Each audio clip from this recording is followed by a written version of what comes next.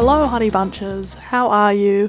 Today is Friday, it's Friday afternoon, and as you might have gathered, I am making my brother a special last supper. Dinner spread, up his alley, Asian fusion, but also that's not my ultra favourite type of food, so it's sort of Australian barbecue or just lots of different bits, crossed with Hetty McKinnon because that's his favourite type of food.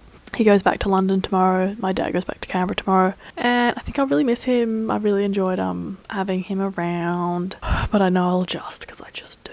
I've kind of prepped everything. I'm going to make like a little menu, put it on the fridge, but I thought I would pop in and say hi. And do you like this vest?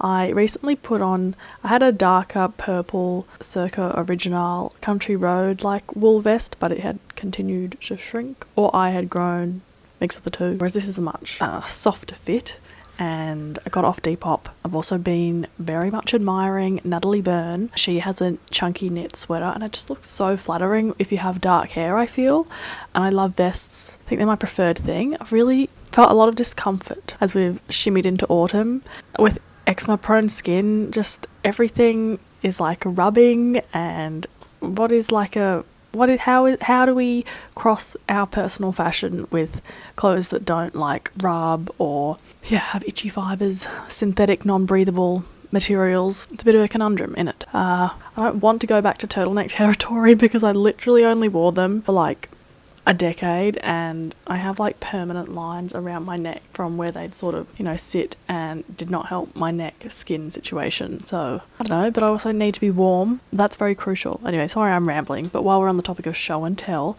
an Etsy order arrived. This beautiful vintage tin which has Australian flora and fauna on it. It's got your sturt pea, scented borea, flying squirrel, platypus, Christmas tree, orchids, koalas, ring-tailed opossums, red kangaroo, etc. Between my parents and my grandparents, I do have access to a considerable number of delicious, gorgeous, beautiful vintage biscuit tins, but since deciding on what my bakery name will be, I've been unable to help myself to acquire a few that are very aesthetically up my street.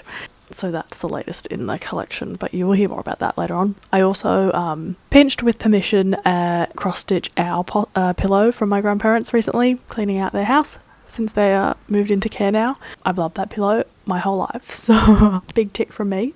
This week's been super tiring. I am feeling very burnt out. As I mentioned in today's Friday newsletter, if you would like to sign up, it really does bum me out how then flows into what I'm making. I don't think it's so much that my ability is different, it's more that just my lens, my goals are a bit more negativo, and I don't have that same appreciation. It's just a super critical gaze on my food, so that's been annoying. But I have made some very delicious stuff this week. Chocolate babka progress, donuts, and the most delicious, I hate to get all terminology, very whole food healthy, the only sweetener is mashed banana and a bit of brown rice syrup. They're sort of like, well, comfort cookies is a cute name, but they are like kind of banana bready cookies, and you cook them very low and slow, and they get crunchy on the outside, chewy on the middle. And I've been trying to make like a very delicious, still desserty tasting, but you could eat 10 because they're just so like, you can see the ingredients, it's all very fine to chomp until the sun goes down type territory.